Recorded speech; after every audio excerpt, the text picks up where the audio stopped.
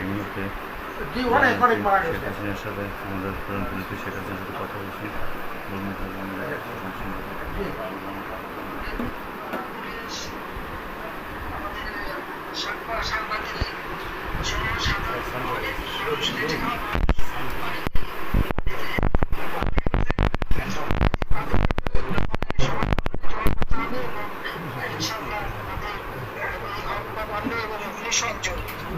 এর বিচারে যাতে হয় সেটা ব্যবস্থা করতে হবে, বিচার আমরা চাই।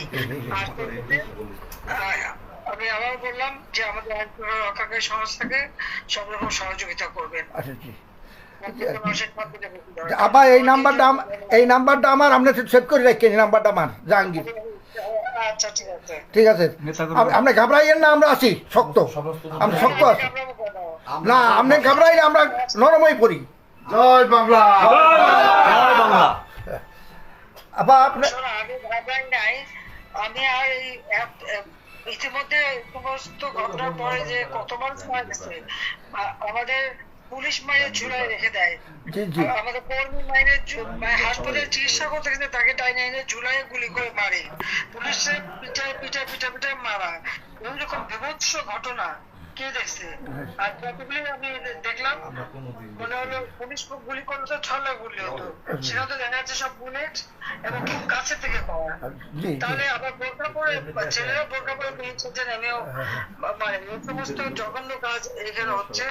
তো যাই হোক, দেশটাকে নিয়ে যে একটা খেলার মানে যে বস্তু পেয়ে গেছে, এই দেশটা মানুষ রক্ত দিয়ে স্বাধীন করছে, তাদের মনে রাখা উচিত।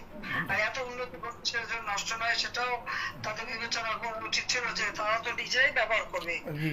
আমি তো ব্যবহার করবো না বা আমাকে ব্যবহার করবো বলে তৈরি করিনি, তৈরি করেছি আমি সাধারণ মানুষের জন্য, মানুষের সেবা দেওয়ার জন্য, মানুষের জীবনটা উন্নতি করার জন্য, তাই না? জি জি, কাজে আপনারা যেভাবে আছেন আমার মনে হয় সবাই থাকেন, আর আপনারা ব্যবস্থা যথাযথ মর্যাদার সাথে পালন করেন। শেখ হাসিনা ভয় নাই, আছি। জি,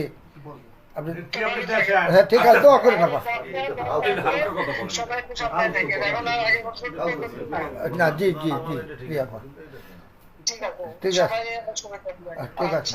শেখ হাসিনা ভয় নাই।